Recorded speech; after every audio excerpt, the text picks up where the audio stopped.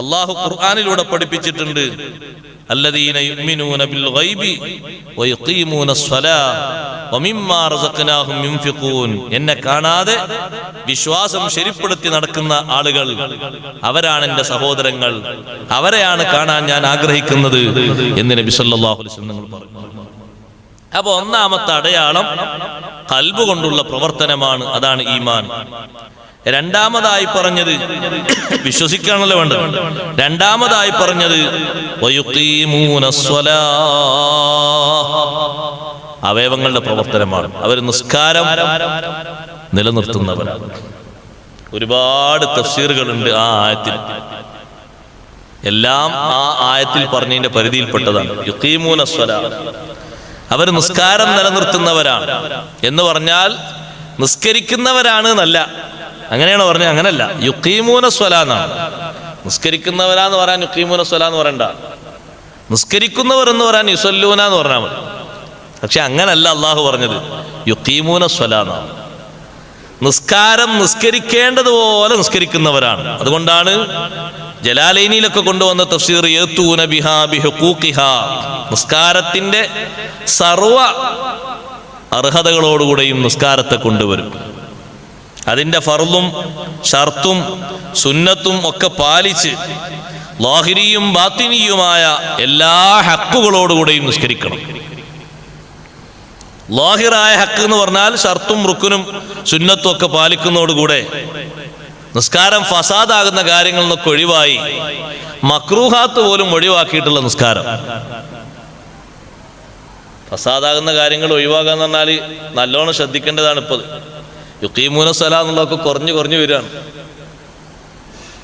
നിസ്കാരം ഫസാദാകാന്ന് പറഞ്ഞാൽ അതിന്റെ ഏറ്റവും പ്രധാനപ്പെട്ട ഒരു വിഷയം എന്താന്ന് വെച്ചാൽ ജഹിലാണ്.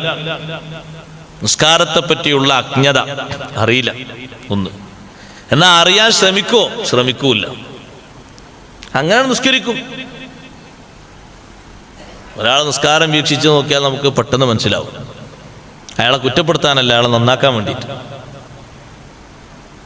നിസ്കാരത്തിൽ ഇന്ന് 90% ആളുകൾക്കും പറ്റുന്ന ഒരു അബദ്ധം തുമനീനത്തിന്റെ കുറവാണ്.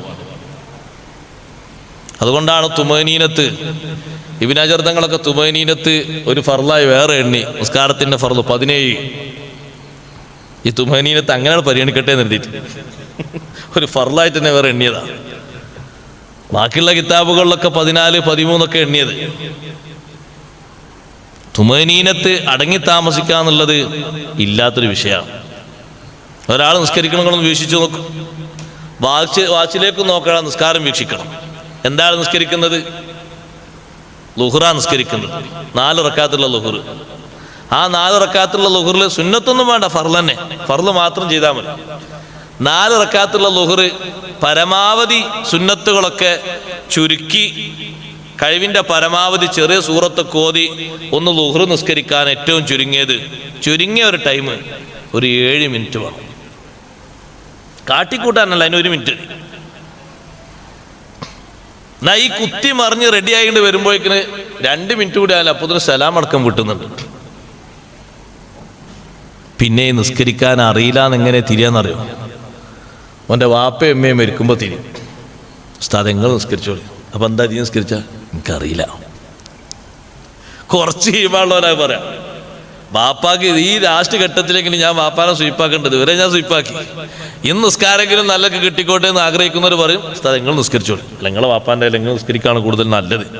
നിങ്ങളും വാപ്പയും തമ്മിലുള്ള ബന്ധം ഏതായാലും എനിക്കില്ലല്ലോ. അല്ല, പാപ്പാക്കിൻ്റെ ഈ കാണുന്ന 3-4 സൊഫിൻ്റെ നിസ്കാരമൊന്നും വാപ്പാക്ക് വെറുതെ ആയി പോകണ്ട, നിങ്ങൾ നിസ്കരിച്ചോളി. അല്ല, ഈ നിസ്കരിച്ചാൽ മോനെ എനിക്കറിയില്ല ഉസ്താദേ.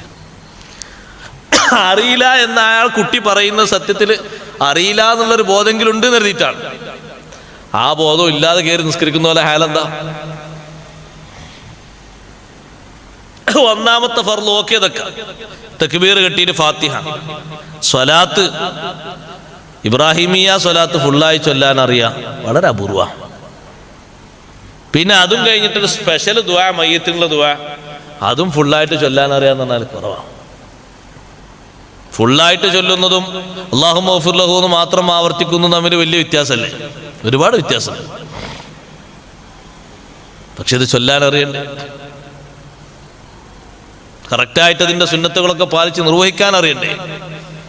അപ്പൊ നിസ്കരിക്കാന്നല്ല അള്ളാഹു പറഞ്ഞത്, യുഖീമൂന സ്വലാ,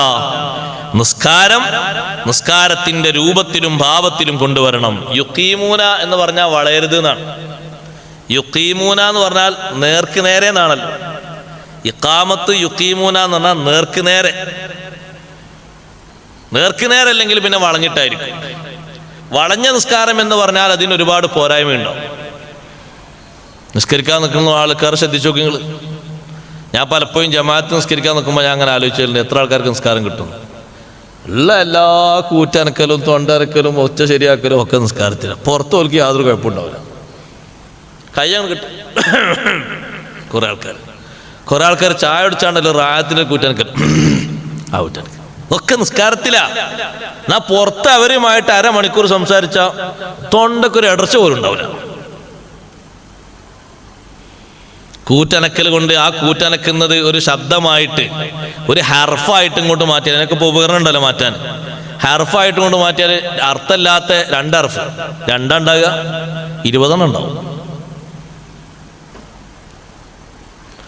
കൊര നിയന്ത്രിക്കാൻ കഴിയാത്ത കൊരയാണെങ്കിൽ അഫു ഉണ്ട് നോക്കാം. അതിനത് നിയന്ത്രിക്കാൻ കഴിയണതാണല്ലോ, പിന്നെ ഇങ്ങനെ അഫു ഉണ്ടാണ്. ഇമാമ് പോലും അടിപൊളി ഓത്തുവതാണ് ഇമാമ്. ഇമാമിന് തൊണ്ടക്കൊരു ഇടർച്ച വന്നു, അവനെ ഹറമിലെ ശൈലി തന്നെ കിട്ടുക, അല്ലെങ്കിൽ മദീനത്തെ ശൈലി. അപ്പൊ ചെറിയൊരു തൊണ്ടക്ക് തകരാറ്, മുണ്ടാൻ പറ്റൂല. മുണ്ടാതെ ഓതിയാലും നിസ്കാരം ശരിയാവും, നിസ്കാരത്തിന് കുഴപ്പമില്ല. പക്ഷെ ഈ തൊണ്ട അനക്കിയിട്ട് ആ ഓത്ത് റെഡിയാക്കിയാലും നിസ്കാരം കൊണ്ട് ബാത്തിലാകും. തൊണ്ട അനക്കാൻ നിസ്കാരത്തിൽ ആകെ പറ്റുന്ന ഒരു സന്ദർഭത്തിലാണ്. തൊണ്ട അനക്കിയാലല്ലാതെ മഹ്റജ് കിട്ടൂല. ഉറക്കെ ഓതുമ്പോഴല്ല, പതുക്കെ ഓതുമ്പോ തൊണ്ട അനക്കി റെഡിയാക്കിയാലല്ലാതെ ആ അക്ഷരം മൊഴിയാൻ കഴിയൂല. എങ്കിൽ മാത്രമേ തൊണ്ട അനക്കാവൂ. അങ്ങനെ അടിപൊളിയിൽ ഓതുമ്പോ ഇങ്ങനെ തൊണ്ടക്കൊരു ചെറിയ ഇടർച്ച പഠിച്ചോനെ ബാക്കിലുള്ള ആൾക്കാരൊക്കെ എൻ്റെ ഓത്ത് മോശം റെഡിയാക്കി ആകെ പോയി.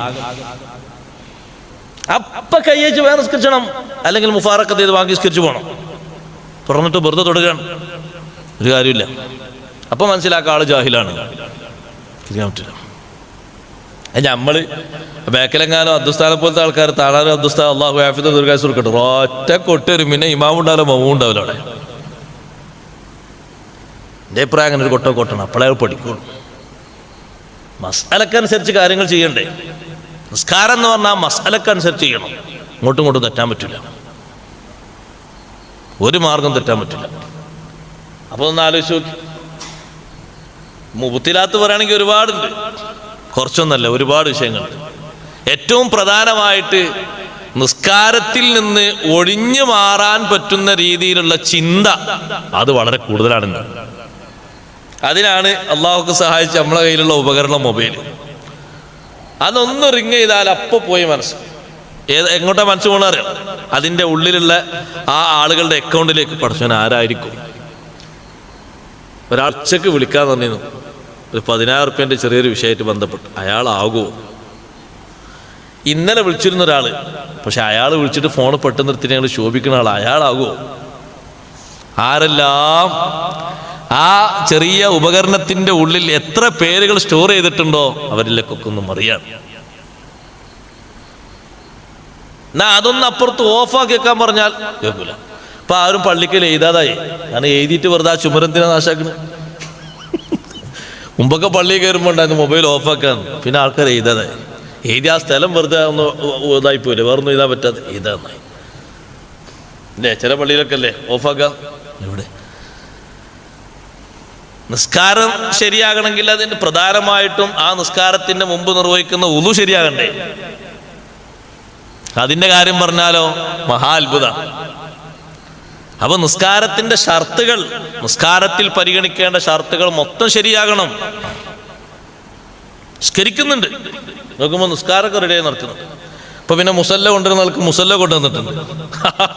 ആ മുസല്ലയുടെ നേരെ മുൻഭാഗത്ത് സുജൂദിന്റെ ഭാഗത്ത് തന്നെ 1-ാം നമ്പർ ഒരു പാറ്റിന്റെ ചിറക ഇങ്ങനെ ഒട്ടിപ്പിടിച്ച് കിടക്കുന്നുണ്ട്. പാറ്റ ചെറുകിനൊന്നും അഫു ഇല്ല. അഫു ഉണ്ടാകണമെങ്കിൽ ജനതി മഖ്ദൂം തങ്ങൾ പറഞ്ഞ പോലെ ഇതാ അമ്മത്തിൽ ബൽവാബിഹി, അതുകൊണ്ടുള്ള ബുദ്ധിമുട്ട് അത്രയും വ്യാപിക്കണം. ഒരു പാറ്റ കൊണ്ട് എന്ത് ബുദ്ധിമുട്ടാ? അത് അശ്രദ്ധയാണ്, നജസിലാണ് നിസ്കരിക്കുന്നത്. പിന്നെ വേറൊരു മുസല്ല, അതൊക്കെ നമ്മൾ കണ്ടതാ. ഇപ്പൊ ഇതിനോട് കാണാൻ പറ്റിയൊരു അള്ളാഹു തന്നൊരു സഹായമാണ് ലോക്ക്ഡൗൺ കൊണ്ട്. എത്ര ചീത്തറുണ്ടെന്ന് പറയും, ഇതെല്ലാം പറഞ്ഞു അള്ളാഹു. ഓർക്ക് പൊരുത്തപ്പെട്ടാലും ശരി, പൊരുത്തപ്പെട്ടാലും ശരി, ഇതൊന്നുമില്ല. ഓല് സ്വീകരിച്ചാലും ശരി, സ്വീകരിച്ചാലും ശരി. ഇത് എവിടുന്ന് ഓർത്തുകൊണ്ടിരാണ് മുസല്ല. ഒറ്റ മുസല്ല അവിടുന്ന് പള്ളിയിലാ കൊണ്ടുതന്നെ. ആ മുസല്ലയിൽ മുഴുവൻ, ഞാൻ ആ പുരയിൽ ഒറ്റ മണ്ണാശ്ശേരി ഉണ്ടാവില്ല, മുഴുവൻ അതിലുണ്ട്, മാറാമിലെ മുഴുവൻ. നജസല്ലേ, എങ്ങനെ ശരിയാകാനാ? വിട്ടുവീഴ്ചല്ലേ ഇതിന്? ഓന് സംഗതി ഓന്റെ ആരോഗ്യം നോക്കുന്നത്, നിസ്കാരം ശരിയാണല്ലേ നോക്കണ്ടേ. ആ മുസല്ലയുടെ നേരെ മുന്നിൽ നല്ല ചുരുക്കുള്ള മുസല്ല, പക്ഷേ എന്റെ നേരെ മുന്നിൽ സുജൂദിന്റെ മുന്നിലായുള്ള സ്ഥലത്ത് കെട്ടിപ്പിണഞ്ഞ് കിടക്കുക. എന്നിട്ട് അതാണ് നിസ്കരിക്കാൻ കൊണ്ടിരുന്നത്. അങ്ങനെ എന്തെല്ലാം ആളുകൾക്ക് ഓട്ടമൊന്നൊരു പ്രശ്നമല്ല. ആളുകൾക്ക് ഓട്ടാന്ന് പറഞ്ഞാൽ ഇതേപോലെ വലിയ ഓട്ടൊക്കെ ഉണ്ടാണ്, എന്നാലേ പ്രശ്നമുള്ളൂ. തുണിയിൽ ഓട്ടുണ്ട്, ഉസ്താദെ ആരും നോക്കാന്നാ പോലെ, എന്താ പ്രശ്നം? ഒരാൾ ചോദിക്കും, നോക്കിയെങ്കിലല്ലേ പ്രശ്നമുള്ളൂ, ഓട്ടൊക്കെ നോക്കാതിരുന്നാ കുഴപ്പമില്ലല്ലോ. നമ്മൾ പഠിച്ചവനായിട്ടുള്ളത് അവനെ കഴിച്ചിട്ട് നിസ്കരിച്ചാൽ പോരാ, ഓരും പഠിച്ചവനായിട്ടുള്ള ആരും നോക്കാത്തൊരു സ്ഥലത്ത്.